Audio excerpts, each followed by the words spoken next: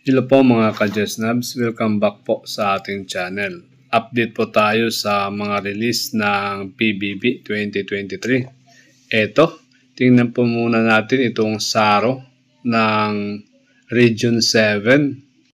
So far kasi sila pa lang ang region na kumpleto na magbibigay ng PBB 2023 para sa elementary at saka secondary teachers.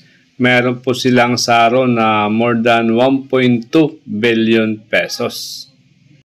Punta naman tayo sa update ng Notice of Cash Allocation para sa PBB 2023. Ito po yung mga list of regions at divisions na meron ng PBB 2023. Ito yung Division of Pasig City, Mula-Pula National High School, Salngan National High School, Pasig National High School. Meron na po kayong PBB 2023. Congrats po sa inyo. Ito pa, Division of Gapan City, Division of Olongapo City, Division of Cabanatuan City, Division of San Jose City, Division of Muñoz Science City, Division of Zambales, Division of Nueva Ecija. Ito pa, Division of Negros Oriental. Para din ito sa elementary at saka secondary schools. Division of Talisay City, Division of Bogo City, Division of Tanje City, Division of Toledo City, Division of Dumaguete City, Division of Mandawi City, Division of Bohol. Ayan, meron na po kayo, kompleto na po yan para sa elementary at saka secondary. Mga Region 7 nga ito. Division of Cebu Province, OCB Candinas Municipal High School, Canlaon City National High School.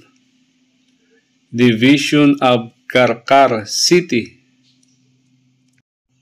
Division of Cebu City, Division of Tagbilaran City, Division of Gihulngan City. Congrats po sa mga teachers dyan na meron ng PBB 2023. Ito pa, Division of Lapu-Lapu City, Division of Danao City, Division of Siquijor, Division of Canlaon City, Division of Naga City, Division of Bayawan City, Division of Bais City. Regional Office 3, meron na rin kayong PBB, Division of Angeles City, Division of Mabalacat City, Division of Tarlac City, Division of San Fernando, Division of Pampanga, what I mean San Fernando City, Division of Tarlac, Division of Bataan. Nako, congrats po sa inyo. Ito pa, Division of Malolos City at Balanga City, Balanga City.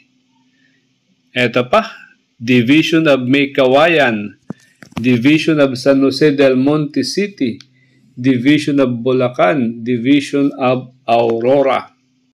Congrats po sa inyo mga ka-Jesnabs. Pag meron na pong NCA, ibig sabihin po niyan ay ilang araw na lang ay nasa mga ATM nyo na po yan. More likely next week andyan na po yan kung tatrabahuin kagad ng inyong finance officers. Guys, hanggang dito na lang. Bye-bye!